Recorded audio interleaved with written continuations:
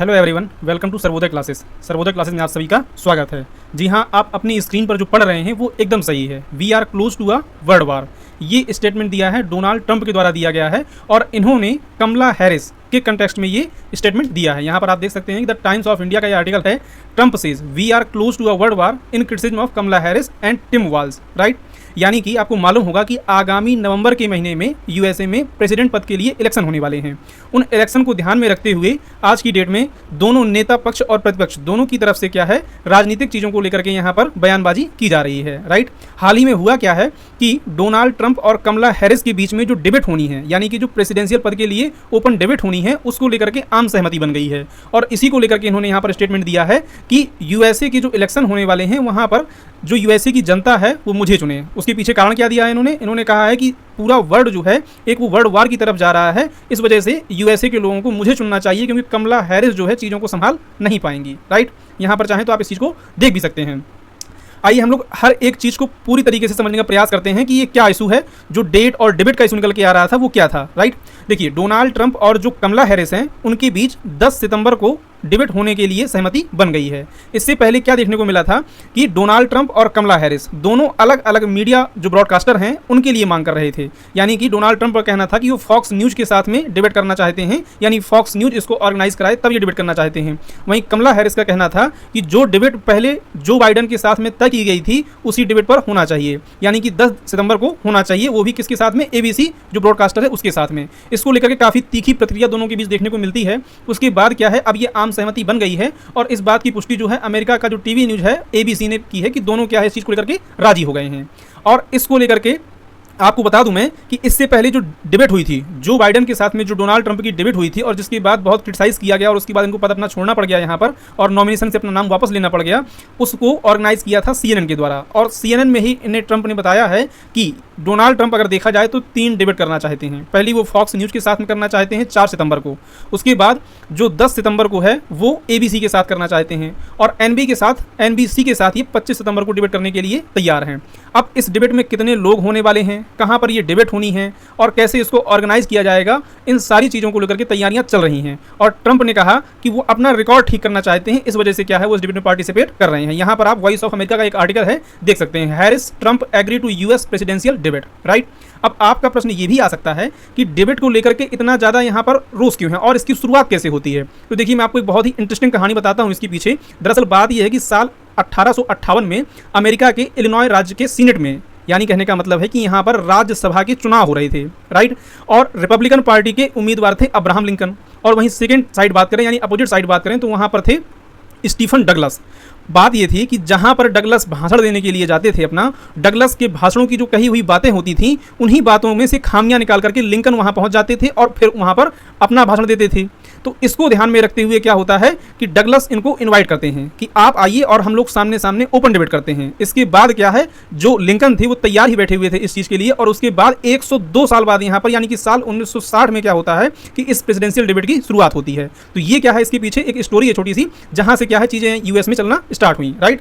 और इसको इसलिए भी महत्वपूर्ण माना जाता है क्योंकि आप खुलकर बोलते हैं चीज़ों पर कि आप क्या विचारधारा रखते हैं, आप देश के डेवलपमेंट के लिए किस तरह से चीज़ें करने वाले हैं और किन किन चीज़ों को अपनी प्रायोरिटी में आप रखेंगे, राइट।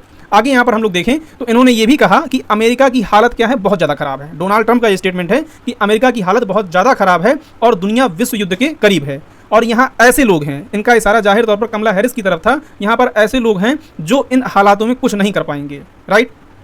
और इन्होंने ये भी कहा कि ट्रंप ने कमला के लिए ये कहा कि जो उम्मीदवार जिनको बनाया गया है वो इंटरव्यू देने से भी बचते हैं और वो क्या है, एक कमज़ोर कैंडिडेट हैं। देखिए, जाहिर तौर से बात है कि पॉलिटिशियन अपनी पॉलिटिक्स करने से कभी भी बाज नहीं आते और वो निश्चित तौर पर अपनी चीज़ों को ओपन तरीके से रखते ही रखते हैं, राइट। तो यहाँ पर जो राजनीति हो रही है वो इसीलिए हो रही है कि ज़्यादा से ज़्यादा उनको समर्थन वहाँ पर मिल सके और वो जीत सकें इलेक्शन में। खैर, उस मुद्दे पर हम लोग ज़्यादा बात नहीं करेंगे। यहाँ पर देख सकते हैं आप, कमला हैरिस को इन्होंने कहा था कि जिनको वोट नहीं मिले हैं, लेकिन यहाँ पर आप देख सकते हैं कि अब ये क्या है, एक ऑफिशियल नॉमिनी बन चुकी हैं डेमोक्रेटिक पार्टी से प्रेसिडेंशियल पद के लिए, राइट। और ये प्रेसिडेंट पद की उम्मीदवार हैं। लेकिन अभी हाल ही में क्या है, इन्होंने वाइस प्रेसिडेंट के पद के लिए टिम वाल्ज को चुना है जो यूएसए के मिनेसोटा शहर से आते हैं। यहाँ पर आप देख सकते हैं जो वाइस प्रेसिडेंट पद के उम्मीदवार हैं वो है टिम वाल्ज, इनको इन्होंने सुना है। और चुना है। और इन्होंने जो ट्रंप की पॉलिसीज़ हैं उनको लेकर के कहा कि ट्रंप की जो स्ट्रेटजी है वो थोड़ा सा हम लोगों से अलग है, एंड ट्रंप इज़ वियर्ड, थोड़ा सा मतलब वो क्या है, हटके हैं, राइट।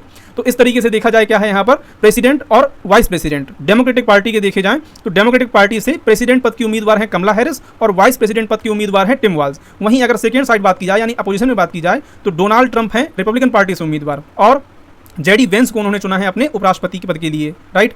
आगे अगर हम लोग देखें इसमें तो उपराष्ट्रपति कमला हैरिस ने भी अपनी डिबेट करने के लिए, वो भी एबीसी न्यूज़ पर, अभी भी देखिए इस चीज़ को लेकर के क्लियरिटी नहीं आई है कि 4 सितंबर को, यानी कि 4 सितंबर को जो फॉक्स न्यूज़ में डिबेट होना है उसमें कमला हैरिस शामिल होंगी या नहीं होंगी। हालांकि जो डोनाल्ड ट्रंप ने कहा था उनका कहना यही था कि अगर कमला हैरिस 4 तारीख की डिबेट में शामिल होती हैं तो ही वो बाकी डिबेट में हिस्सा लेंगे। अब देखना ये होगा कि जो आम सहमति बनती है वो पिक्चर 1-2 दिन में आपको और क्लियर हो जाएगी कि ये 10 सितंबर को होने वाली डिबेट आप देख पाएंगे जिसमें दोनों को आमने सामने देख सकते हैं और विभिन्न मुद्दों पर बात करते हुए, या फिर 4 सितंबर को जो फॉक्स न्यूज़ में होनी है डिबेट उसमें देख पाएंगे, राइट।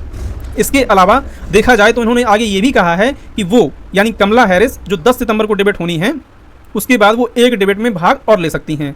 हो सकता है कि ये डिबेट जो है फिलाडेल्फिया में आपको देखने को मिले। आपकी जानकारी के लिए बता दूं कि इससे पहले जो डिबेट हुई थी उसमें जो ब्रॉडकास्टर थे CNN, उनके द्वारा प्रेसिडेंट डोनाल्ड ट्रंप जो हैं उनको 1 दिया गया था और जो बाइडन है करंट प्रेसिडेंट हैं इनको 0 दिया गया था। कहने का मतलब ये है कि यहाँ पर इनको इस तरीके से दिखाया गया था और इनकी जो परफॉर्मेंस थी वो बहुत ज़्यादा ही लो लेवल पर थी। मैं चाहता हूँ कि ज़रा एक बार आप इस वीडियो को देखें जो इनकी डिबेट का उस टाइम पे वायरल हुआ था। यहाँ पर आप देख सकते हैं इन चीज़ों को। Finally beat Medicare and finally providing housing for Black Americans. The impact यहाँ पर जब इन्होंने स्टेटमेंट दिया अपना या जो डिबेट कराई जा रही थी तो उस दौरान इनके द्वारा इस तरह से लड़खड़ा के बोला जा रहा था कि कई चीज़ें तो इनको डोनाल्ड ट्रंप को समझ ही नहीं आ रही थी कि आखिरकार ये कह क्या रहे हैं। इनके शब्द इतने प्रॉपर नहीं थे कि ये समझ भी सकें और पूरे इनके बोलने के दौरान यानी कि जो बाइडन के बोलने के दौरान इन्होंने एक भी शब्द नहीं बोला था, राइट। यहाँ पर आप देख सकते हैं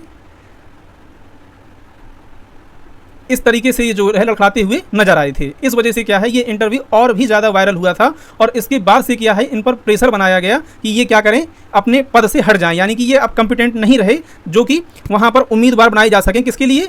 जो आगामी इलेक्शन है उनके लिए। और इसी के बाद क्या होता है कि इन पर जब बहुत ज़्यादा इनकी ही पार्टी के यानी कई सारे डेमोक्रेट्स जो थे वही ये कह रहे थे कि अब ये उतना अच्छा परफॉर्म करने के लायक नहीं है और हमको एक नया उम्मीदवार चाहिए।